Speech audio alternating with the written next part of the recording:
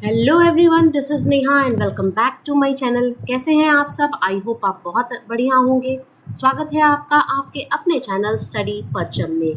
Class 6 history chapter number 7 आज discuss करेंगे। Chapter का नाम है from a kingdom to an empire, यानी एक राज्य से एक साम्राज्य तक, है ना। किस तरह से एक किंगडम कैसे परिवर्तित होता है एक साम्राज्य में, एक राज्य कैसे परिवर्तित हुआ साम्राज्य में, उसके बारे में हम इस पूरे चैप्टर में देखेंगे। ठीक है, तो बेसिकली आपको इस चैप्टर में अशोका के बारे में पढ़ना है, यानी द ग्रेट अशोका के बारे में आपको इस चैप्टर में पढ़ना है। लेकिन अशोका से भी पहले कौन कौन सी आपकी जो कौन कौन से राजा थे, है ना, कौन कौन से और भी जो दूसरे राजवंश थे वो थे, उसको भी हम थोड़े थोड़े पॉइंट उनके भी हम देखने वाले हैं। ठीक है, इस पूरे चैप्टर में। ठीक है, तो ये चैप्टर बहुत इंपॉर्टेंट है, ध्यान में रखिएगा। किस तरह से एक मगध जो है, मगध साम्राज्य विकसित हुआ, क्या क्या चीज़ें थी, उन सब चीज़ों पर हम बहुत अच्छे से ध्यान देंगे और पढ़ेंगे, है ना। अगर आप इस चैनल पे नए हैं तो प्लीज़ चैनल को सब्सक्राइब कीजिए और बेल आइकन दबाइए, जिससे आपको नए वीडियो के नोटिफिकेशन मिलेंगे। और ज़्यादा से ज़्यादा शेयर कीजिए ताकि जिन लोगों तक ये वीडियो या सीरीज़ नहीं पहुंची है वो भी इसका बेनिफिट उठा सकें। ठीक है, तो बिना किसी देरी के स्टार्ट करते हैं आज की क्लास। चैप्टर है from a kingdom to an empire, एक राज्य से एक साम्राज्य तक का सफ़र इस पूरे चैप्टर में हम देखने वाले हैं। ठीक है, स्टार्ट करते हैं क्लास को, पढ़ते हैं। सबसे पहले मैंने इससे पहले वाले चैप्टर में आपको क्या बताया था कि 16 महाजनपद थे। सबसे पहले क्या देखा था कि जनपद कन्वर्ट हो गए थे महाजनपद में। जनपद छोटे छोटे राज्य थे और उसके बाद बहुत सारे राज्य मिलके महाजनपद का फॉर्मेशन करते थे, है ना, महाजनपद। तो महाजनपद में 16 महाजनपदों के बारे में हमने पढ़ा था। उसमें हमने 2 को बहुत अच्छे से पढ़ा था, एक पढ़ा था मगध को और दूसरा पढ़ा था वज्जी को, है ना। तो मगध और वज्जी को हमने पढ़ा था, ये 16 महाजनपद है। तो हमने क्या दिखा था कि 16 महाजनपद में ये जो हमारा मगध है ना, मगध, ये सबसे ज़्यादा क्या हुआ, सुपीरियर हुआ, है ना, सबसे ज़्यादा शक्तिशाली बन के उभरा। ठीक है, तो मगध जो था, अब क्या 16 महाजनपद बने थे, है ना। पूरा जो आपका ये चल रहा था, पूरा जो आपका सारे चैप्टर मैंने आपको क्या बताया है कि कनेक्टेड है। Every chapter is connected to each other. तो मैंने क्या बताया था कि किस तरह से अर्ली वैदिक पीरियड में हमने ऋग्वेद के बारे में पढ़ा। उसके बाद लेटर वैदिक पीरियड में हमने क्या पढ़ा कि वर्ण सिस्टम आ गया था, चार वर्ण हो गए थे, क्षत्रिय हो गए थे, ब्राह्मण हो गए थे, शूद्र हो गए थे और वैश्य हो गए थे। अब इस चीज के ऑपोजिशन में कुछ विचारक आए, है ना, और 2 नए धर्म का क्या हुआ, जन्म हुआ, जिसमें हमने बौद्ध धर्म के बारे में पढ़ा था, हमने जैन धर्म के बारे में पढ़ा था। और एट द सेम टाइम ये जो 16 महाजनपद थे उसमें से जो मौर्य साम्राज्य था वो विकसित हो रहा था, वो इन सब पर हावी हो रहा था। जैसे अवंती हो गया, है ना, और ये आपका बहुत सारे थे, वज्जी हो गया, है ना। तो आपको यहाँ पे समझना है कि 16 महाजनपद जो थे, तो इसमें गवर्निंग का तरीका अलग था, यानी राज्य को चलाने का तरीका 16 महाजनपद में अलग अलग था। कुछ थे मोनार्की और कुछ थे रिपब्लिक, यानी कुछ में राजतंत्र चलता था, राजशाही चलता था। बहुत सारे अभी भी कंट्री में आप देखोगे कि राजा रहते हैं। जैसे आप सऊदी अरेबिया की बात कर लोगे तो वहाँ पे क्या होता है, राजा होता है ना। लेकिन अगर हमारे देश में क्या हुआ, तो हमारा देश एक रिपब्लिकन कंट्री है, गणतंत्र है, जहाँ पे लोगों द्वारा चुना गया ही वहाँ पे प्रतिनिधि देश को क्या करेगा, नेतृत्व करेगा। ऐसा नहीं है कि उन राजा का बेटा फिर राजा बनेगा, फिर उसका बेटा फिर राजा बनेगा, ऐसे हमारे कंट्री में नहीं है। तो उसी तरह 16 महाजनपद में कुछ तो था रिपब्लिक वाला कौन था, वजी। हमने क्या देखा था कि वहाँ पे लोग क्या करते थे, कोई एक राजा नहीं था, सब मिलकर काम करते थे। और ये मगध जो था वो मोनार्की था, जहाँ पे राजतंत्र था, है ना। तो ये 16 महाजनपदों में they are fighting for supremacy, ये ना वर्चस्व की लड़ाई लड़ रहे थे। ये 16 महाजनपद एक दूसरे से लड़ रहे थे और सबका ध्यान कहाँ था, ये मगध वाले एरिया में, कि किसी तरह से इस मगध वाले एरिया को क्या करना है, कैप्चर करना है। क्यों कैप्चर करना है, उसके पीछे भी रीजन था। यहाँ पे बहुत ज़्यादा रिसोर्सेस था, है ना, जिसके कारण हम अपने साम्राज्य को विकसित कर सकते थे, ये सारे राजा समझते थे। तो यहाँ पर सिंपली यही दिया है कि 16 महाजनपद की बात हमने की थी, जिसमें मोनार्की थी और कुछ रिपब्लिक थे, कुछ राजतंत्र थे, कुछ गणतंत्र थे। They are fighting for supremacy, वे वर्चस्व के लिए लड़ रहे थे कि कौन किससे बेटर। तो Magadh become the super power. उस लड़ाई में जो सबसे सुपर पावर महान शक्ति बन के कौन उभरा? मगध। ठीक है, तो मगध ये एरिया था। अब ये मगध किस तरह से ये पूरे भारत पर अपना कब्जा करता है वो सब हम देखेंगे, और कैसे कैसे राजा आए इस मगध, जिसमें मगध आपका 16 महाजनपद में एक मगध महाजनपद था, उसमें कौन कौन से राजा आए। अशोक तो बहुत बाद में आए, है ना। अशोक कौन से अशोक जो थे वो मौर्य वंश के थे, लेकिन उससे पहले भी 2-3 वंश ऐसे थे जो कि मौर्य ये मगध पर उन्होंने राज्य किया, तो उनको भी हम देखेंगे। डायरेक्ट हम अशोक पर नहीं आएंगे, हम देखेंगे कि कैसे अशोक आया, कैसे अशोक के जो दादा परदादा थे वो मगध पर राज किए। लेकिन मगध के बारे में अगर हम बोले तो मगध पे केवल मौर्य वंश ने राज नहीं किया था, और भी 2-3 शासक थे राजवंश से, जिसको डायनेस्टी हम बोलते हैं, उन्होंने भी राज किया। तो समझ में आ गई बात, कहाँ से बात शुरू हो रही है। सारे चैप्टर कनेक्टेड है, याद रखिएगा। अब देखेंगे कि reason for the success of Magadha, Magadha की सफलता का कारण क्या था। तो देखिए ये 2-3 रीजन थे। वहां पे आयरन के ओर मिल रहे थे, जिससे टूल बनाया जाता था, शस्त्र बनाया जाता था, उपकरण बनाया जाता था। एक रीजन ये था। ज्योग्राफिकल लोकेशन बहुत अच्छा था मगध का।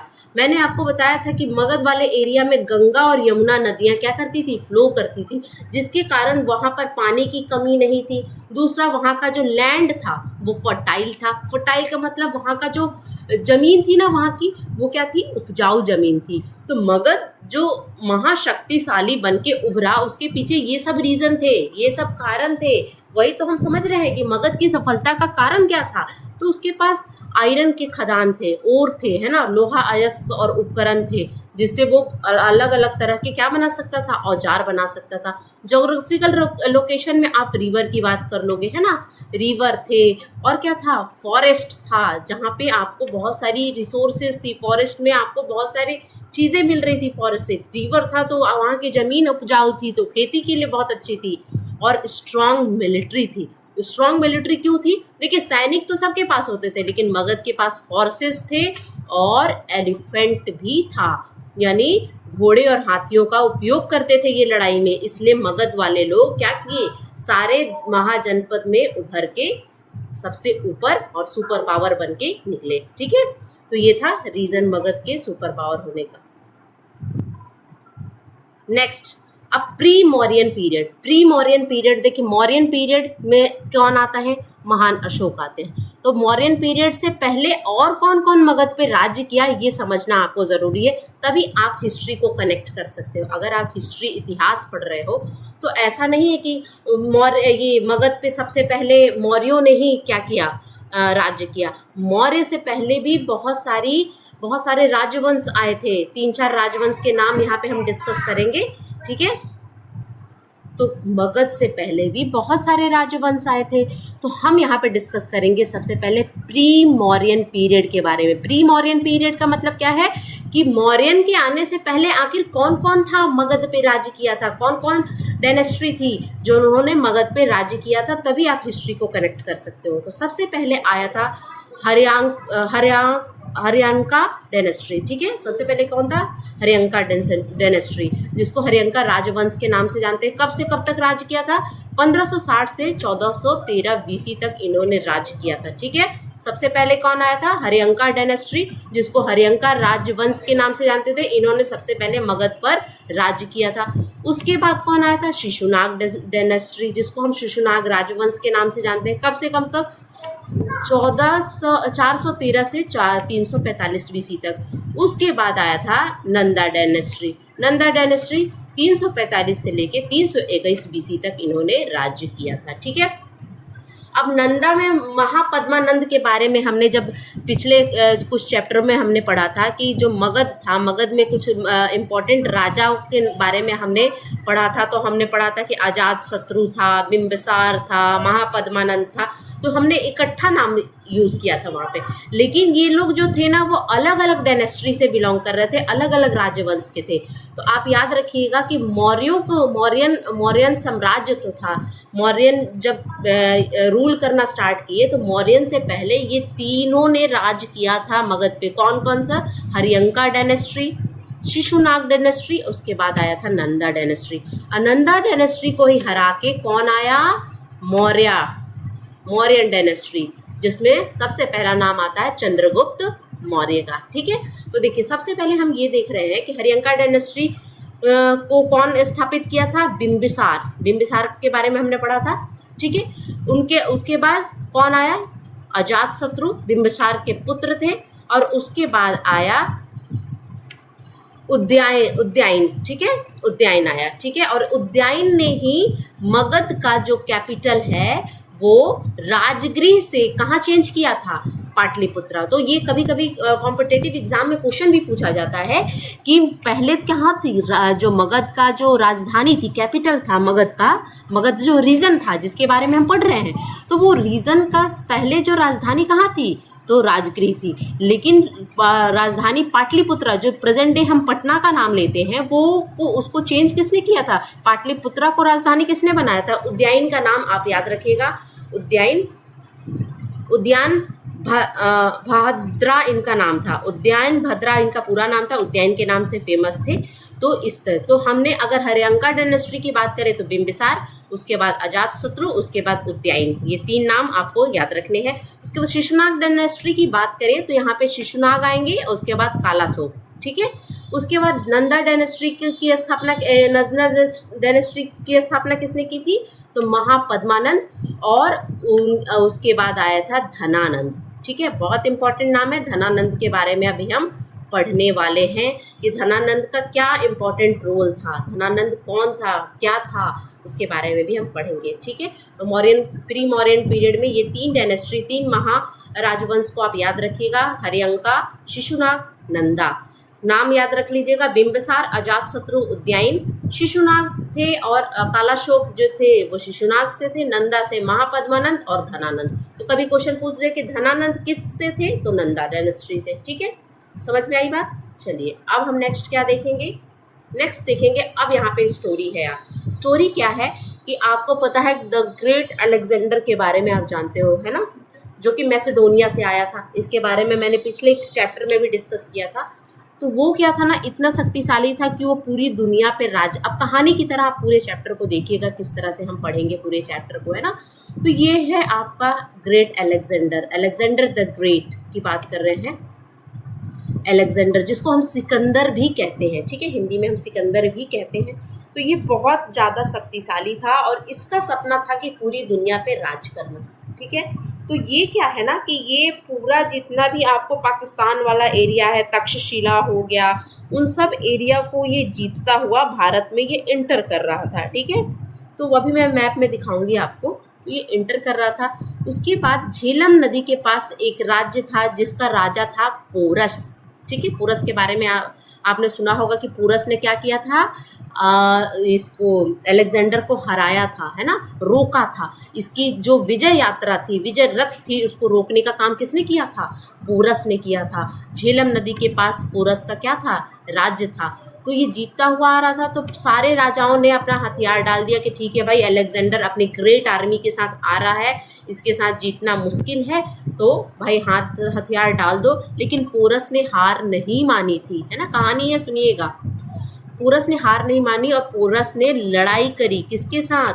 अलेक्जेंडर के साथ। ठीक है, और वो हराया भी। अब देखिए, कुछ लोग कहते हैं कि पोरस ने अलेक्जेंडर को हराया, कुछ लोग कहते हैं कि पोरस भी हार गया। तो अलग अलग सबके विचार हैं। ठीक है, तो इतना पता है कि पोरस ने बहुत हद तक लड़ा था, किससे? अलेक्जेंडर से। ठीक है, तो उस जो लड़ाई हुई थी उसको हम बोलते हैं, जो कि प्रेजेंट डे पाकिस्तान में है, झेलम नदी के पास, तो उसको हम बोलते हैं बैटल ऑफ हेडपस, है ना। बैटल ऑफ हेडपस के नाम से, यानी झेलम नदी के का युद्ध के नाम से हम जानते हैं, झेलम नदी के किनारे हुआ था। उसके बाद अलेक्जेंडर ने इसके साथ समझौता किया, पोरस के साथ, और फिर आगे बढ़ा और ब्यास नदी के पास आके इसकी सेना ने क्या किया? अलेक्जेंडर की सेना ने आगे बढ़ने से मना कर दिया। अब क्यों मना किया भाई? क्योंकि क्या बोला, अलेक्जेंडर की सेना ने बोला कि उस पार कौन बैठा है, उस पार घनानंद बैठा है, धनानंद बैठा है। धनानंद कौन था? नंदा डायनेस्टी का राजा था, है ना, जो कि मगध पे राज्य कर रहा था, ठीक है ना। तो यहाँ पे मान लीजिए कि यहाँ तक अलेक्जेंडर की सेना आई। यहाँ पे थी ब्यास नदी, ठीक है, ब्यास नदी यहाँ पर थी, और यहाँ पर मगध साम्राज्य, विशाल मगध साम्राज्य था, जहाँ पे महापद्मानंद का जो महापद्मानंद का जो बेटा था धनानंद, या जो भी था, वो क्या है हुआ, राज्य कर रहा था, ठीक है, नंदा डायनेस्टी का। तो इसकी सेना बोली कि हम नदी के उस पार नहीं जाएंगे। क्यों भाई? तो नदी के उस पार जो राजा है धनानंद, वो बहुत ही शक्तिशाली है। क्यों भाई? तो उसके पास हाथी है, घोड़े हैं, और हम सैन्य शक्ति के साथ उस हाथी घोड़े की सामना नहीं कर सकते हैं, जिसके कारण हम हार जाएंगे। और यहीं से जो अलेक्जेंडर था वो वापस लौट गया, ठीक है ना। तो ये कुछ कहानियां हैं जो मैंने आपको बताई कि किस तरह से ये पूरा पीरियड चल रहा था, ठीक है। अब हम पढ़ेंगे मौर्यन पीरियड। समझ में आया?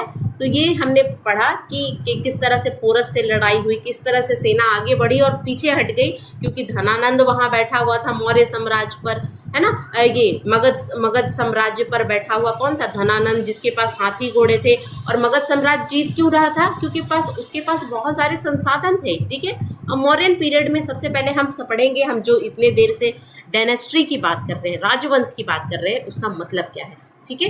तो मतलब क्या होता है राजवंश का? जब एक ही परिवार के सदस्य एक के बाद एक शासक बनते हैं तो परिवार को अक्सर राजवंश कहा जाता है। मौर्य एक राजवंश था जिनके 3 महत्वपूर्ण शासक थे, चंद्रगुप्त, उनके पुत्र बिंदुसार, और बिंदुसार के पुत्र अशोक, ठीक है ना। अब ये आप फैमिली ट्री है, आप याद रखिएगा। मौर्यन पीरियड में डायनेस्टी यानी राजवंश का मतलब क्या है? When the member of the same family become the ruler one after the another, the family is often called dynasty. Mauryas were the dynasty with 3 important ruler. यानी मौर्यन पीरियड की अगर हम बात करेंगे, मौर्यन राजवंश की या मौर्यन डायनेस्टी की बात करेंगे, तो 3 बहुत इंपॉर्टेंट राजा थे। सबसे पहले थे चंद्रगुप्त मौर्य, जिन्होंने मौर्यन साम्राज्य की स्थापना की थी, संस्थापक थे, है ना। और उनके पुत्र कौन थे? बिंदुसार, और उसके पुत्र थे अशोक, है ना। तो ये चंद्रगुप्त मौर्य कौन हुए? दादाजी हुए किसके? अशोक के, ठीक है। बहुत महान राजा थे। और इन्हीं के राज्य में कौन थे? एक बहुत ही बड़े अर्थशास्त्री जिसको हम चाणक्य और कौटिल्य के नाम से जानते हैं, ठीक है। तो राज्यवंश का समझ में आया। राजा का बेटा फिर राजा बना, फिर उसका बेटा राजा बना, तो इस तरह से राजवंश होता है। यानी एक ही परिवार के सदस्य जब एक के बाद एक राजा बनते हैं तो वो राजवंश कहलाते हैं, ठीक है। तो मौर्य राजवंश की हम बात कर रहे हैं। सबसे पहले चंद्रगुप्त मौर्य, ठीक है। नेक्स्ट, अब यह हम लोग चंद्रगुप्त मौर्य के बारे में जो कुछ बुक में हमारे एनसीईआरटी में बताया है, क्या बताया है वो देखेंगे। Chandragupta Maurya more than 2300 years ago, Chandragupta was supported by a wise man named Chanakya or Kautilya. Many of the Chanakya idea was written down in a book called अर्थशास्त्र, ठीक है। अब यहाँ पे ये लिखा हुआ है कि चंद्रगुप्त मौर्य कब की बात कर रहे हैं? 2300 साल से भी पहले चंद्रगुप्त मौर्य जो अपना इतना बड़ा साम्राज्य बनाया, मौर्य पे ये मगध पर कब्जा किया, वो किसके मदद से? वो चाणक्य की मदद से, है ना। कौटिल्य भी उनको कहते हैं, चाणक्य भी कहते हैं, और रियल नाम है इनका विष्णुगुप्त, है ना। चाणक्य का रियल नाम क्या है? विष्णुगुप्त है, और चाणक्य या कौटिल्य के नाम से जानते हैं। और इनकी ये बहुत ही बुद्धिमान व्यक्ति थे, है ना। ये बहुत ही बुद्धिमान व्यक्ति थे, और इन्हीं के समर्थन से चंद्रगुप्त मौर्य ने मगध पर राज्य किया और मगध पर कब्जा किया, ठीक है। चाणक्य के कई विचार को अर्थशास्त्र नामक पुस्तक में लिखा जाता है। क्वेश्चन आता है कि अर्थशास्त्र नामक पुस्तक किसने लिखी है? तो कौन लिखा है? चाणक्य, बहुत ही बुद्धिमान थे।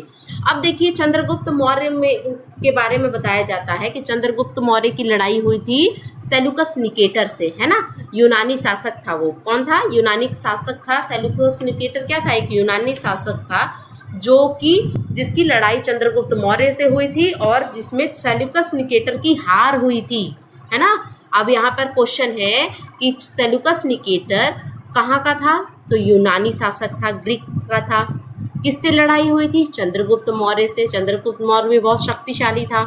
और सेल्यूकस निकेटर उसमें क्या हुई थी? उसमें जब लड़ाई हुई थी तो सेल्यूकस निकेटर की हार हुई थी। तो सेल्यूकस निकेटर ने शांति समझौता भेजा था अपने एम्बेसडर, राजदूत होते हैं ना जो राजा का संदेशा लेके जाते हैं, आपने टीवी सीरियल्स में देखा होगा। तो मेगास्थनीज एक बहुत इंपॉर्टेंट नाम है इंडियन हिस्ट्री में, एंशिएंट इंडियन हिस्ट्री का बहुत ही इंपॉर्टेंट नाम है मेगास्थनीज। मेगास्थनीज कौन था? राजदूत था, एम्बेसडर था, ग्रीक एम्बेसडर था, जो कि चंद्रगुप्त मौर्य के राज दरबार में आया था उनके मैसेज को लेके।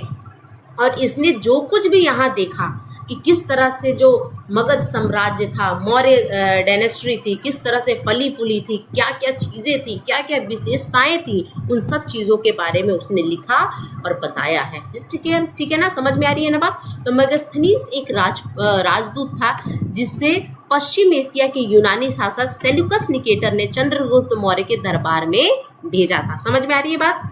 करेक्ट कीजिएगा। चंद्रगुप्त मौर्य के अब मेगास्थनीज बहुत इंपॉर्टेंट नाम है, ये पूरा आपका एनसीईआरटी में दिया हुआ है, इसलिए मैं इसको समझा रही हूँ कि मेगास्थनीज एम्बेसडर था जो कि यूनानी शासक सेल्यूकस निकेटर ने उसे चंद्रगुप्त मौर्य के राज्य में राजदूत बना के भेजा था। ठीक है। अब मेगास्थनीज ने जो कुछ देखा उसके बारे में एक विवरण लिखा। यहाँ उसके विवरण का एक अंश यहाँ पर आपके एनसीईआरटी में दिया है। जिन अवसरों पर सम्राट सार्वजनिक रूप से प्रकट होते थे, अब उसने क्या लिखा कि जो मगध के साम्राज्य थे चंद्रगुप्त मौर्य, जब वो सार्वजनिक अवसर पे कुछ मतलब इस तरह का कुछ फंक्शन होता था और वो नगर भ्रमण पे निकलते थे तो क्या क्या होता था? भव्य शाही जुलूस निकलता था। क्या क्या था? नोट कीजिएगा पॉइंट को।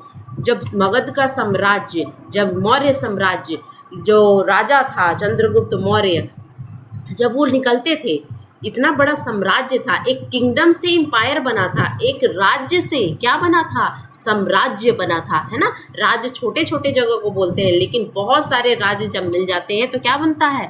साम्राज्य बनता है। ठीक है। जहाँ पे बहुत सारे सैनिक की आवश्यकता होती है, बहुत ज़्यादा रिसोर्सेज की आवश्यकता होती है, और जितने भी आसपास के जो मतलब आप ये समझो कि साम्राज्य में होता है सम्राट और राज्य में होता है राजा, है ना। तो बहुत सारे राजा जो थे वो सम्राट के अंदर में आते हैं, है ना। सम्राट अशोक हम बात करते हैं, है ना। राजा अशोक हम नहीं बोलते, हम क्या बोलते हैं? सम्राट अशोक, क्योंकि अशोक के अंडर में बहुत सारे राजा थे, है ना। तो राजा तो बहुत छोटी बात हो गई सम्राट के आगे। तो क्या बोला कि जब राजा निकलते थे तब भव्य शाही जुलूस निकलता था, है ना। और एक सुनहरी पलकी पे, यानी गोल्डन पलकी रहती थी, है ना, में लेकर जाया जाता था। किसको? राजा को।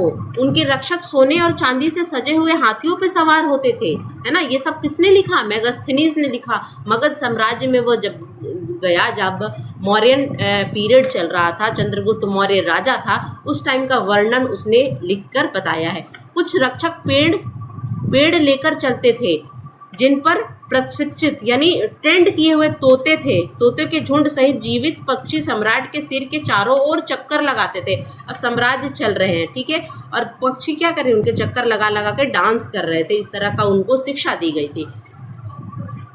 उसे डर है कि कोई उन्हें मारने की कोशिश कर सकता है। खाने से पहले भोजन चखने के लिए उनके पास विशेष सेवक होते थे। अब ये हमने देखा है, अगर आपने जोधा अकबर देखा है, हमने क्या देखा है कि जब राजा जब खाना खाते थे तो उससे पहले जो ये होते थे, कुक होते थे, है ना, रसोइये होते हैं, उसको टेस्ट करते थे। क्यों? कि अगर मान लीजिए खाने में, या उनके सेवक टेस्ट करते थे कि अगर हो सकता है कि राजा है, बहुत सारे दुश्मन होते हैं राजा के, तो राजा को अगर हम जहर वाला कोई जहर ही डाल दे खाने में तो राजा की मौत हो सकती है। तो यहाँ पे वही चीज़ है कि उसे डर था कि कोई मारने की कोशिश कर सकता है, और खाने से पहले चखने के लिए उनके पास क्या होते थे? सेवक होते थे। वो कभी भी 2 रात तक एक ही सैन्य कक्ष में नहीं सोते थे, यानी इतना उनका भव्यता था, है ना, कि एक ही मतलब एक साथ एक बेडरूम में वो नहीं सोते थे, अलग अलग बेडरूम होता था उनका, है ना। तो ये चीज़ इस पूरे विवरण में मेगास्थनीज ने मगध के बारे में बताया। अब उन्होंने राजधानी के बारे में क्या बताया है? जो मगध की राजधानी क्या थी? पाटलिपुत्रा। पाटलिपुत्रा किसने बनाया था? उज्जैन ने। मैंने अभी प्री मौर्यन पीरियड में आपको बताया।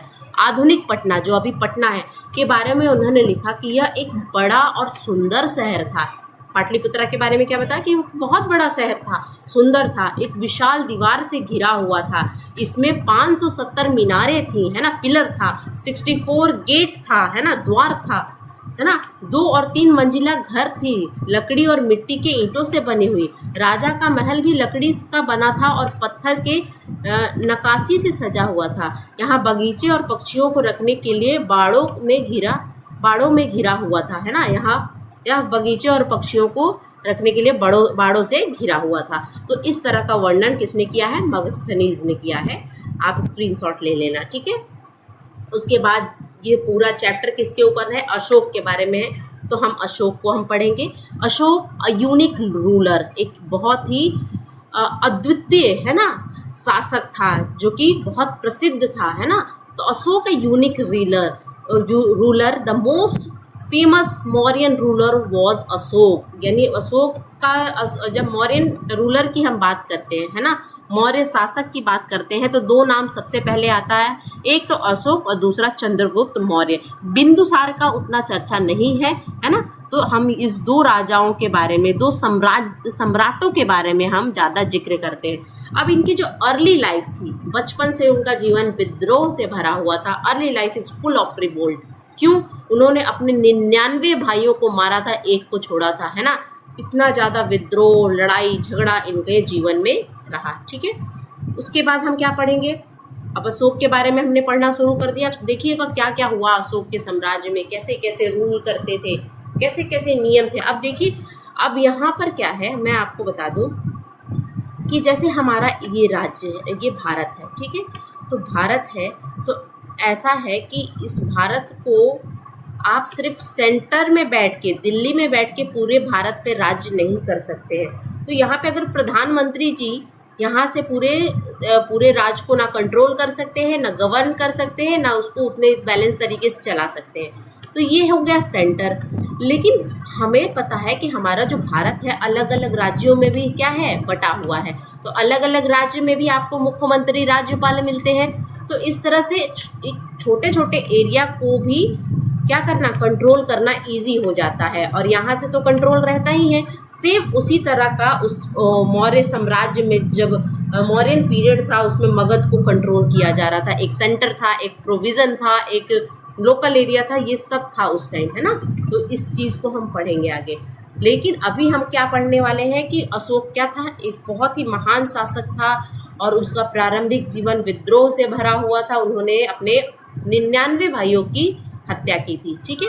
अब अशोका वॉर इन कलिंगा, कलिंगा का वॉर जो है वो अशोका से बहुत अच्छे से जुड़ा हुआ है। कलिंगा में अशोक का युद्ध क्या था? अब कलिंगा क्या है, कौन सा जगह है? कलिंगा जो प्रेजेंट डे अब उड़ीसा का जो तट है, तटीय इलाका, कोस्टल एरिया जो है उड़ीसा का, वही है कलिंग, है ना। अब क्या था कि वो कब्जा कर रहा था, पूरे भारत में कब्जा कर रहा था। मौर्य साम्राज्य बहुत ज़्यादा, मौर्यन जो थे वो बहुत ज़्यादा शक्तिशाली थे। पूरे भारत, यहाँ की आपकी सेंट्रल एशिया तक वो पहुँच गए थे। अफगानिस्तान में भी मैंने पहले चैप्टर में बताया था कि इंस्क्रिप्शन मिला है अशोक का लिखा हुआ, शिलालेख मिला है। यानी सोचिए कि वहाँ तक वो पहुँच गए थे, सारी चीज़ों को लड़ते और कब्जा करते, ठीक है। तो अशोक ने कलिंग पर विजय पाने के लिए युद्ध लड़ा। अब कलिंग पर विजय पाना था। हालांकि जब उसने हिंसा और रक्तपात देखा तो वह इतना भयभीत हो गया कि उसने आगे कोई युद्ध ना लड़ने का फैसला किया। अब देखिए क्या हुआ ना कि जब उसने लड़ाई करी कलिंग पर विजय भी प्राप्त हुआ, लेकिन इतना मार काट हुआ, इतने ब्लडशेड गिरे वहाँ पे, इतने लोगों की मौत हुई। जो युद्ध का मैदान था वो खून से भरा हुआ था। इसके कारण वो ना बहुत ज़्यादा विचलित हो गया, है ना, बहुत ज़्यादा डिस्टर्ब हो गया, भयभीत हो गया कि ये मैं क्या कर रहा हूँ, ये कितना गलत काम मैंने किया है। इतने लोगों को मैंने मारा है, कुछ लोग तो निहत्थे को मारा है, कुछ लोग बेकसूर लोगों को मैंने मारा है, और ये गलत काम है। वह दुनिया के इतिहास में एकमात्र राजा था जिसने युद्ध जीतने के बाद विजय प्राप्त करना छोड़ दिया। तो उसके बाद से उसने कलिंग वॉर के बाद क्या हुआ, अशोक ने क्या किया था, बौद्ध धर्म को क्या कर लिया था, अपना लिया था। बौद्ध धर्म का अनुयायी बन गया था और उसने क्या कहा था कि आज के बाद मैं कोई हथियार नहीं उठाऊंगा, मैं कोई लड़ाई नहीं लड़ूंगा। जबकि ये इतना क्यों ग्रेट अशोक की बात करते हैं, क्यों महान राजा अशोक की बात करते हैं, इसीलिए करते हैं क्योंकि उसने इतनी बड़ी लड़ाई लड़ी, विजय प्राप्त की और उसने हथियार डाल दिया, है ना। तो ये कोई नहीं रहा। तो यहाँ पे क्या लिखा है कि वह दुनिया के इतिहास का एकमात्र राजा था जिसने युद्ध जीतने के बाद विजय प्राप्त करना छोड़ दिया कि मुझे अब कोई विजय प्राप्त नहीं करना है, मुझे किसी को जीतना नहीं है, मैं अब एक धार्मिक रास्ते पर चलूंगा। ठीक है, समझ में आई बात। तो ये था अशोक का कलिंग वार। ठीक है, He was the first ruler who tried to take his message to the people through inscription. इसने क्या किया था कि वो चाहता था कि मेरे विचारों को सदियों तक याद रखे लोग, सदियों तक जाने लोग, समझे। उसने क्या किया, इंस्क्रिप्शन पर क्या किया, अपने मैसेज को, अपने विचारों को उसने शिलालेख पर लिखवाया, है ना। Most of the Ashoka inscription was in Prakrit and written in a Brahmi script. अब यहाँ पे देखिएगा, वह पहला शासक था जिसने शिलालेखों के माध्यम से लोगों तक अपने संदेश पहुंचाने की कोशिश की। उसने किया कि लोगों को अब अच्छी बातें बताएंगे, क्या क्या होना चाहिए। तो उसने क्या किया कि इंस्क्रिप्शन लिखा है, लोहे के पिलर का यूज़ किया, रॉक का यूज़ किया, पत्थरों का यूज़ किया और उस पर उसने अपने मैसेज, अपने संदेशों को लिखवाया ताकि रॉक का और इसका लोहे का यूज़ क्यों करते थे, क्योंकि ये बहुत दिन तक खराब नहीं होते हैं, है ना। तो उस पर लिखवाने से सदियों तक उनके इंस्क्रिप्शन को, आज भी हम जो अशोक के इंस्क्रिप्शन को पढ़ सकते हैं कि उसने क्या लिखवाया क्या नहीं लिखवाया, है ना। तो आपको इंस्क्रिप्शन अभी भी बहुत जगह मिलते हैं अशोक के, है ना, और पाए गए हैं। तो उसने अशोक के अधिकांश, अब उसने किस भाषा में लिखवाया था, तो प्राकृतिक भाषा में लिखाया था, जो कि वहाँ के मगध के लोगों की आम भाषा थी। और लिपि कौन सी थी, ब्राह्मण लिपि में लिखवाया था, याद रखिएगा। अब जो हम लायन देखते हैं ना अपने नोटों पे, अपने क्वाइन पे, ये एक हिस्ट्री का हिस्सा है। क्या है, जो हमारे नोटों और सिक्कों पर जो शेर दिखते हैं उसका इतिहास बहुत पुराना है। उन्हें पत्थर पर तराश कर सारनाथ में एक विशाल पत्थर के खंभे के ऊपर रखा गया है। वो क्या है, वो अशोक के टाइम का है। वो जो भी शेर का जो है ना, चारों तरफ से मुख दिखता है, जो हमारे पार्लियामेंट में भी आपको दिखता है, फिर आपके नोटों पर दिखेगा। तो वो क्या है, वो लायन का जो वो पत्थर पे जो नक्काशी बनी हुई है, लायन का जो इमेज बना हुआ है, और वो अशोक का पिलर के नाम से हम जानते हैं। ठीक है, तो ये चीज़ आपको कहाँ मिलेगा, सारनाथ कहाँ है आपका, वाराणसी में पड़ता है। ठीक है, Ashoka was one of the great ruler known to history on the instruction ruled through inscribed on pillar. अब उसने क्या किया कि पिलर पर भी लिखवाया एज वेल एज रॉक पर भी अपने शिलालेख लिखवाए।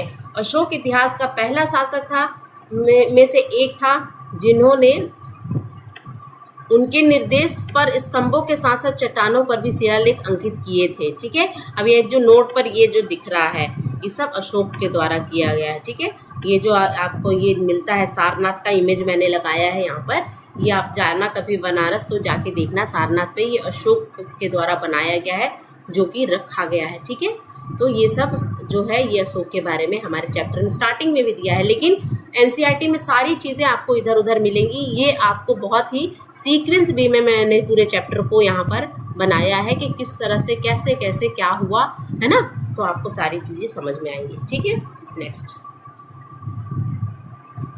अब हम कुछ देखें। अब यहाँ पे देखिए कुछ आप स्टेट देख सकते हो, जैसे उज्जैन हो गया, यहाँ तक्षशिला हुआ। और हम जब अलेक्जेंडर की बात कर रहे थे ना, तो अलेक्जेंडर यहाँ से आया, यहाँ पर लड़ाई हुई थी, फिर यहाँ पे आके उसने रोक दिया गया था। किसने, यहाँ पे मौर्य था, जो मैंने आपको बताया था, जहाँ पे धनानंद बैठा हुआ था। ठीक है, तो आपको यहाँ पे दिख रहा होगा कि मगध की राजधानी क्या थी, पाटलिपुत्रा। ये पाटलिपुत्रा है, आप देख लीजिए। ये पूरा आपको जो पर्पल कलर में दिख रहा है ना, ये पूरा मौर्य एम्पायर था। ठीक है ना, मगध वाला रीजन ये था, लेकिन जब मौर्य लोग आए थे, गद्दी पर बैठे थे, तो उन्होंने ये पूरा जीत लिया था। और उसके बाद कोई हथियार डाल दे और कहे कि हम लड़ाई नहीं लड़ेंगे, तो उसको क्या कहेंगे, हम महान राजा ही तो बोलेंगे। इसीलिए द ग्रेट अशोक के नाम से हम जानते हैं। देखिए कहाँ तक उनका राज था। ठीक है, नेक्स्ट हम देखेंगे। नेक्स्ट है सिटी इन द एम्पायर। अब जो कौन कौन सी शहरें थी मौर्यन पीरियड में, शहर कौन कौन से, किसको किसको शहर बनाया गया था? तो सबसे पहले पाटलिपुत्रा जो कि कैपिटल था, वहाँ की राजधानी थी। दूसरा था टक्सिला। टक्सिला क्या था? Gateway to north west. यहाँ पे आपको टक्सिला दिखेगा, ये है आपका टक्सिला, ठीक है। तो ये गेटवे ऑफ नॉर्थ था, है ना। गेटवे ऑफ नॉर्थ वेस्ट की बात हम क्यों कर रहे हैं? देखिए, गेटवे ऑफ नॉर्थ वेस्ट की बात हम इसलिए कर रहे हैं कि ये आपका होता है नॉर्थ और ये है वेस्ट, यानी उत्तर और पश्चिम। तो यहाँ से लोग यहीं से प्रवेश करते थे, है ना। तो यहाँ से लोग जब प्रवेश करते थे इंडिया में तो यहीं से करते थे, तो इसीलिए टक्सिला भी एक इम्पॉर्टेंट सिटी थी। तो 3 इम्पॉर्टेंट सिटी आप याद रखिएगा, एक तो पाटलिपुत्रा जो कि राजधानी थी, दूसरा था टक्सिला जिसको हम गेटवे बोलते हैं, गेटवे यानी दरवाजा था नॉर्थ वेस्ट का, ठीक है। और एक उज्जैन था जो कि आपको उत्तर से दक्षिण की ओर जाना है तो आपको यहाँ पे उज्जैन मिलेगा। तो ये 3 इम्पॉर्टेंट थे, एक है पाटलिपुत्रा, एक है टक्सिला और एक है उज्जैन। ये 3 इंपॉर्टेंट सिटी का जिक्र आपके चैप्टर में किया गया है, इसलिए मैंने बता दिया, ठीक है। इनमें से राजधानी थी पाटलिपुत्रा, तक्षशिला और उज्जैन। तक्षशिला मध्य एशिया समेत उत्तर पश्चिम का प्रवेश द्वार था, जबकि उज्जैन उत्तर से दक्षिण भारत के मार्ग पर स्थित था। उत्तर से दक्षिण के मार्ग में क्या था? बीच में क्या पड़ता था? उज्जैन, ठीक है। अब यहाँ पर क्या, यहाँ से कंट्रोल करते थे जो भी राज्य थे और जितनी भी जनता थी उनको कंट्रोल करने का काम यहीं से किया जाता था, ठीक है। अब ये 3 सिटी की बात हमने की, तो इस सिटी में रहता कौन था? Who lived in the city, यानी शहरों में रहता कौन था? तो मर्चेंट रहते थे, है ना। शहरों में कौन रहता था? मर्चेंट रहते थे, ऑफिशियल रहते थे, क्राफ्ट पर्सन रहते थे, probably lived in the city, यानी शहरों में कौन रहता था? व्यापारी रहते थे, अधिकारी रहते थे, शिल्पकार रहते थे, ये सब शहरों में रहते थे। तो गांव में कौन रहता था? तो गांव में कौन रहेगा? फार्मर रहेंगे और हर्डर रहेंगे, यानी फार्मर रहने का मतलब किसान और चरवाहे कहाँ रहते थे? गाँव में रहते थे। और क्या था और एक पार्ट था सेंट्रल इंडिया। सेंट्रल इंडिया जो था जहाँ पे फॉरेस्ट बहुत था। अगर आप में यहाँ पे इमेज में देखोगे, अभी भी अगर आप देखो तो इमेज में देखोगे ये सेंट्रल इंडिया है। यहाँ पे छत्तीसगढ़ और मध्य प्रदेश और झारखंड वाला एरिया जहाँ पे बहुत ट्राइब मिलते हैं, बहुत जंगली एरिया है। तो मध्य प्रदेश एरिया वाइज जो है ना वो बहुत ज़्यादा फॉरेस्ट एरिया है वहाँ पे, तो एरिया वाइज नंबर 1 है इंडिया में मध्य प्रदेश की अगर हम बात करें। तो ये जो सेंट्रल इंडिया क्या था? फॉरेस्ट पार्ट था। अब यहाँ से आपको फॉरेस्ट रिलेटेड चीज़ें मगध को मिलती थी, है ना। तो यहाँ पे वही चीज़ बताए थे कि उनके राज्य में लोग कौन रहते थे। शहर में कौन रहते थे? मैंने बताया ना, व्यापारी रहते थे, अधिकारी रहते थे, शिल्पकार रहते थे, ठीक है। तो गांव में कौन रहते थे? तो गांव में किसान रहते थे। और कौन रहता था? तो हर्डर रहते थे जो चरवाहे होते थे। मध्य भारत में कुछ क्षेत्र में जंगल थे जहाँ लोग वनोपज इकट्ठा करते थे। वहाँ से क्या लेते थे? वन में जो होता था सामान उसको इकट्ठा करते थे, फॉरेस्ट प्रोड्यूस को क्या करते थे? इकट्ठा करते थे, ठीक है। नेक्स्ट,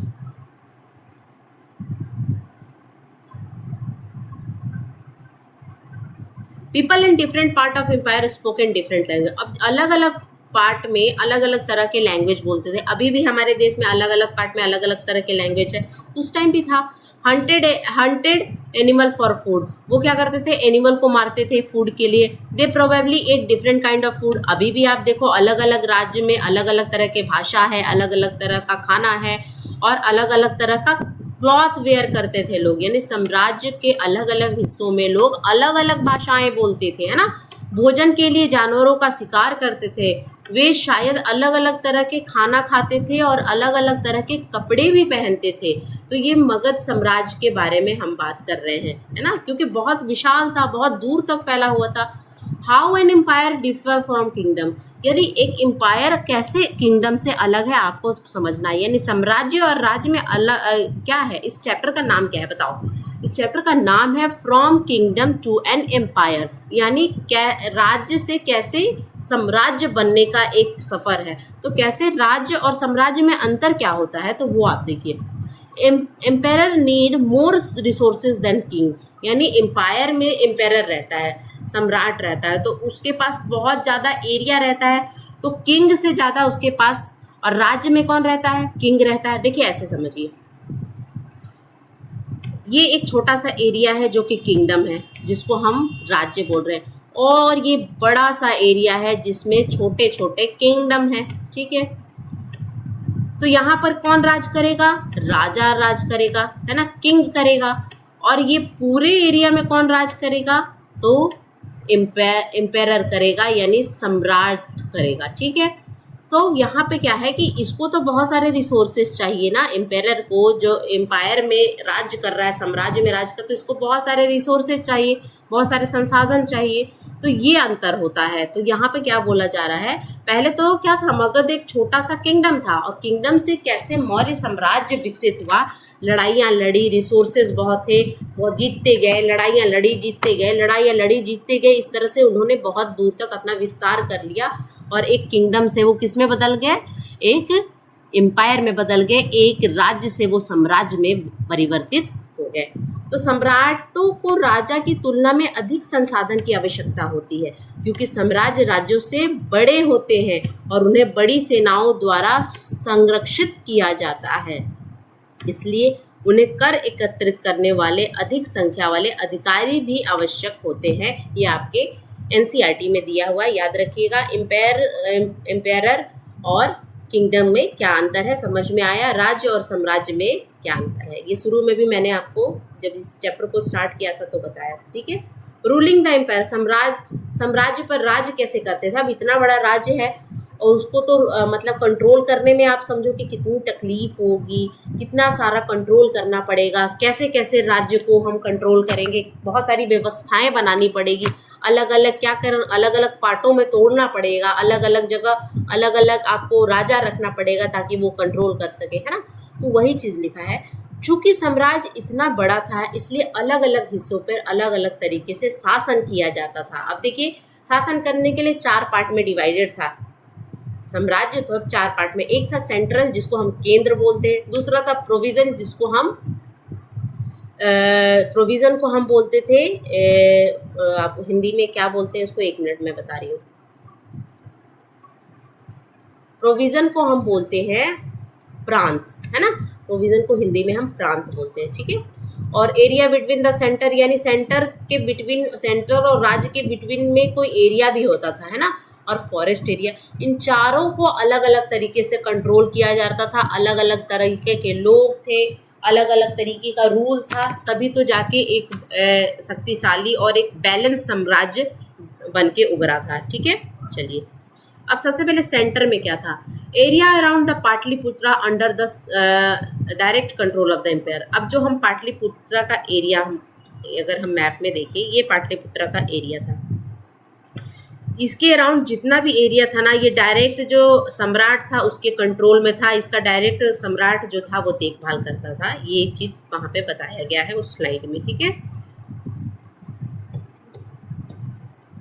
देखिए, पाटलिपुत्रा के आसपास का क्षेत्र सम्राट के सीधे नियंत्रण में था। इसका मतलब यह था कि किसानों, चरवाहों, शिल्पकारों और व्यापारी से कर वसूलने के लिए अधिकारी नियुक्त किए गए थे, और जो क्षेत्र के गांव और कस्बों में रहते थे, अधिकारी उन लोगों को दंडित भी करते थे और शासक को आदेश के अवहेलना करते थे, जिसमें कई अधिकारी को वेतन भी दिया। देखिए इसमें लिखा क्या हुआ है, इसमें ये लिखा हुआ है कि जो पाटलिपुत्रा का आसपास का जो एरिया था वो किसके कंट्रोल में था, वो डायरेक्ट राजा के, सम्राट के कंट्रोल में था। और किसानों, चरवाहों, शिल्पकार और व्यापारी, एक टैक्स सिस्टम आया था, पिछले चैप्टर में हमने देखा था। तो टैक्स सिस्टम, जो कर सिस्टम आया था, कर लिया जाता था, कर वसूला जाता था। तो किससे किससे कर वसूला जाता था, तो यहाँ पे लिखा ही हुआ है कि किसानों से, ठीक है, चरवाहों से, शिल्पकारों से, है ना, व्यापारी से, ट्रेडर से, है ना, तो इन लोगों से लिया जाता था। तो इसके लिए सैनिक वहाँ पे नियुक्त किए गए थे। ठीक है, सैनिक नियुक्त किए गए थे। तो यहाँ पे वही था कि कर लिया जाता था, टैक्स लिया जाता था किसानों से, चरवाहों से, शिल्पकारों से, व्यापारी से, और जो टैक्स नहीं देता था उसको पनिशमेंट दिया जाता था। और पनिशमेंट कौन देता था, अधिकारी जो टैक्स लेते थे। और ऐसा ये भी माना जाता है कि बहुत सारे जासूस भी रखे जाते थे कि अधिकारी अपना काम अच्छे से कर रहे हैं या नहीं, है ना। तो इसके लिए बहुत सारे जासूस भी, स्पाइस रखा गया था ताकि वो अपना काम अच्छे से करें। ठीक है, तो इतना ये था। अब क्या प्रोविज़न के बारे में हम पढ़े, प्रोविंसेस के बारे में हम पढ़े। प्रोविंसेस यानी प्रांत में क्या हो रहा था, तो अन्य क्षेत्र या प्रांत भी थे। इनमें प्रत्येक पर अभी इनमें प्रत्येक पर तक्षशिला और उज्जैन जैसे प्रांतीय राजधानी से शासन किया जा रहा था। अब मैंने तक्षशिला की बात आपको बताई थी, एक तक्षशिला था और एक था उज्जैन। तो प्रांतों, छोटे छोटे जो राज्य थे, प्रोविजन थे, उसको कंट्रोल कौन कर रहा था? तक्षशिला से राजा कर रहा था और उज्जैन से में बैठा हुआ जो राजा था वो कर रहा था कंट्रोल, है ना। और हालांकि पाटलिपुत्रा से कुछ हद तक नियंत्रण किया जा रहा था। तो ऐसा नहीं था कि तक्षशिला के राजा और उज्जैन के राजाओं को पूरी तरीके से छूट मिल गई थी। पाटलिपुत्रा से अभी भी सम्राट थोड़ा बहुत देखता था, है ना। और शाही राजकुमारों को अक्सर राजपाल के रूप में भेजा भी जाता था। अब क्या करता था, पाटलिपुत्रा में सम्राट बैठा हुआ है तो शाही राजकुमारों को भेजता था कि जाके देखो तक्षशिला और उज्जैन में काम हो रहा है कि नहीं अच्छे से। तो तक्षशिला भी मेन सेंटर था और उज्जैन भी।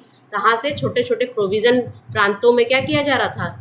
देखभाल किया जा रहा था, गवर्न किया जा रहा था, कंट्रोल किया जा रहा था। ठीक है। Next, area between the centre, यानी केंद्र के बीच का क्षेत्र को कैसे गवर्न किया जा रहा था। इसके अलावा इन केंद्रों के बीच में बहुत बड़े क्षेत्र थे। अब इसके अलावा भी बहुत बड़े क्षेत्र थे। यहाँ मौर्यों ने सड़क और नदियों पर नियंत्रण किया, है ना। सड़क और नदियों पे कंट्रोल करने की कोशिश की, जो परिवहन के लिए महत्वपूर्ण थी। अब परिवहन के लिए एक जगह से दूसरे जगह अगर आपको सामान भेजना है तो आपको कहाँ, किस पे कंट्रोल करना पड़ेगा? नदी पे, यानी वाटर रूट से भी अब सामान जाएगा, शिप से, और सड़क से भी जाएगा, है ना। और क्या, लोग कर तो देते ही थे, साथ में श्रद्धांजलि, जिसको ट्रिब्यूट का नाम दिया गया था, वो भी देते थे। कर तो आप हर व्यक्ति को देना क्या था, जरूरी था। लेकिन श्रद्धांजलि क्या होता था कि आपके पास बहुत ज्यादा धन है तो उसमें से कुछ पार्ट आप निकाल के आप क्या कर दिए, श्रद्धांजलि दे दिए, ट्रस्ट को दे दिए। इस तरह का काम हम अभी भी लोग करते हैं कि अपने कमाई में से कुछ हिस्सा निकाल के भाई बाढ़ पीड़ित को श्रद्धांजलि दे दिए, उधर दे दिए। इस तरह का काम भी वहाँ होता था, है ना। उदाहरण के लिए अर्थशास्त्र में हमें पता चलता है कि उत्तर पश्चिम में कंबल के लिए महत्वपूर्ण था और दक्षिण भारत अपने सोने और कीमती पत्थरों के लिए महत्वपूर्ण था। तो वहाँ के लोग ट्रिब्यूट में क्या देते थे, या तो कंबल दे देते थे या तो सोने चांदी। और दक्षिण भारत में बहुत सोना मिलता है तो वो लोग देखिए, जिसके पास जो चीज़ ज़्यादा होती है तो उसको वो लोग दान ही करते थे। श्रद्धांजलि क्या है, एक तरह से दान देना, एक तरह से ट्रिब्यूट करना। ठीक है, तो ये चीज़ आपको लिखा हुआ है, ट्रिब्यूट क्या होता है। अनलाइक टैक्सेस तो सबको देना होता था, लेकिन श्रद्धांजलि जो ट्रिब्यूट हम बोलते हैं वो अपनी इच्छा से लोग दिया करते थे। Which were the collected on the regular basis, tribute was collected as and when it was possible when the people who gave a variety of things more or less willingly, यानी करों के विपरीत जिन्हें नियमित आधार पर एकत्र किया जाता था। कर तब एकत्र किया जाता था जब यह संभव होता था उन लोगों से जो कम या ज़्यादा स्वेच्छा से विभिन्न चीज़ें देते थे। समझ में आया? इस तरह का भी प्रोविज़न वहाँ पे था। अब फॉरेस्ट एरिया से लोग क्या लेते थे, जो जंगली एरिया था, वन एरिया था, उससे लोग क्या कर लेते थे, तो उससे लोग हाथी मिलता था। फॉरेस्ट के लोग क्या दिया करते थे, हाथी, लकड़ी, शहद और मोम उपलब्ध कराने की उम्मीद की जाती थी। जो लोग जंगल में रहते थे, जो मगध राज्य था, जो मगध साम्राज्य था, उसमें जो जंगल वाला एरिया था वहाँ से क्या लिया करते थे, people living in this area were more or less independent but may have been expected to provide elephant. अब जो मगध को जंगली हाथी वगैरह होते थे उसको बाद में ये ट्रेंड किया जाता था, ट्रेंड करा के सेना में शामिल कर लिया जाता था। तो इस तरह से आप फॉरेस्ट के लोग क्या देते थे, लकड़ी देते थे, हाथी देते थे, शहद मधुमक्खी से होता है तो ये तो जंगलों में ही होगा, है ना। और मोम, याद रखिएगा, वैक्स। तो elephant, timber, honey and wax ये कहाँ से मिलता था मौर्यन को, तो वो वनों से मिलता था। ये चीज़ आपको मैंने हाईलाइट कर दी है, तो ये चीज़ आपको पूरे चैप्टर में दिखा है। अब यहाँ का लास्ट टॉपिक हो गया चैप्टर का, व्हाट वाज अशोका धम्म। अशोका का धम्म क्या था। देखिए क्या हुआ था ना कि जब कलिंग का वॉर हुआ था तो अशोका ने बौद्ध धर्म को अपना लिया था। तो बौद्ध धर्म को अपनाने के बाद उसने कुछ नियम बनाए थे। धम्म क्या है, नियम, एक तरह का नियम है अशोका का। क्या था कि अशोका धर्म did not involve worship of the God और परफॉर्मेंस ऑफ द सैक्रिफाइस। यानी अशोका के धर्म में क्या था कि अशोका ने धर्म में किसी देवता की पूजा या बलि देने का शामिल नहीं किया था। उसने कहा था कि किसी देवता की पूजा नहीं करनी है, ना ही हमें कोई बलि देनी है। उनका मानना था कि जिस तरह एक पिता अपने बच्चों को शिक्षा देने के लिए कोशिश करता है, उसी तरह उसका कर्तव्य है कि वह अपनी प्रजा को भी शिक्षा दे। वह बुद्ध की शिक्षाओं से प्रेरित था। अब क्या क्या था कि उसने पूरी तरीके से बौद्ध धर्म को अपना लिया था। बौद्ध धर्म में क्या है, किसी देवता की पूजा मत कीजिए, है ना, इस तरह की बातें बताई गई हैं आपको। ये जो दुनिया संसार है ये मोह माया है, इस तरह की बातें, बलि नहीं देना है। तो ये धर्म में अगर आपसे पूछा जाए कि अशोका के धर्म में क्या था, तो आपको किसी धर्म में किसी देवी देवताओं की पूजा नहीं करनी है और बलि देना नहीं था, यानी आपको कोई सैक्रिफाइस परफॉर्म नहीं करना है। वो क्या मानता था कि जिस तरह से एक पिता अपने बच्चों की देखभाल करता है, उसको सही रास्ते पर ले जाता है, सही बातें बताता है, उसी तरह मैं एक राजा हूँ और मेरा भी कर्तव्य है कि मैं अपनी जनता को सही रास्ते पे ले जाऊँ, सही बातें बताऊँ। और वो बौद्ध धर्म से बहुत प्रेरित था, तो उसने बौद्ध धर्म का बहुत प्रचार प्रसार किया था और उसके लिए उसने कहाँ भेजा था, श्रीलंका भेजा था अपने पुत्र और अपनी पुत्री को। संघमित्रा और महेंद्र की बात करते हैं, तो उसने कहाँ भेजा था, श्रीलंका भेजा था बौद्ध धर्म का प्रचार प्रसार करने के लिए। ठीक है, अब यहाँ पर एक चीज़ है, he appointed dhamma mahatmas to spread dharma not only India but in the country like. अब देखिए धर्म का प्रचार प्रसार, धर्म जो था अशोका का, वो कहाँ कहाँ हुआ था। उन्होंने ना केवल भारत में बल्कि अफगानिस्तान, श्रीलंका, सीरिया, मिस्र, ग्रीस जैसे देशों में धर्म का प्रचार करने के लिए धम्म महात्माओं की नियुक्ति की थी, जिसमें से अपने पुत्र और पुत्री को भी भेजा था, है ना। ही बिल्ट रोड, अब लोगों के लिए उसने रोड बनाए थे, डग वेल यानी कुएं खुदवाए थे, रेस्ट हाउस बनवाया था, अरेंजमेंट ऑफ ट्रीटमेंट हॉस्पिटल बनाए थे जिसमें जानवर और इंसान दोनों का क्या किया जा सके, ट्रीटमेंट किया जा सके। ठीक है, सड़कें बनवाई थी, कुएं खुदवाए थे, विश्राम गृह बनवाया था अशोक ने, मनुष्य और पशुओं के उपचार की व्यवस्था भी की थी। तो इस तरह से किस तरह अशोक जो है लड़ाई झगड़े से हटके, युद्ध से हटके एक किस पर, अध्यात्म के रास्ते पर, एक शांति के रास्ते पर परिवर्तित होता है। और इस पूरे चैप्टर में कैसे हमने देखा कि कैसे एक किंगडम साम्राज्य में परिवर्तित हुआ, क्यों हुआ, कौन कौन से राजाएं आए, राजा ने राज किया, कौन कौन सी डायनेस्टी आई, राजवंश आए, इन सब चीज़ों को पूरे चैप्टर में मैंने बताया। जब इसका एमसीक्यू का सेशन आएगा तो और भी ज़्यादा आपको चैप्टर क्लियर हो जाएगा, है ना। तो आई होप आपको ये लेक्चर अच्छा लगा होगा। This is all about this chapter. मिलती हूँ आपसे नेक्स्ट वीडियो में। अगर आपको ये लेक्चर अच्छा लगा है तो please do like, share and subscribe to my channel. तब तक के लिए thank you so much for watching. Bye.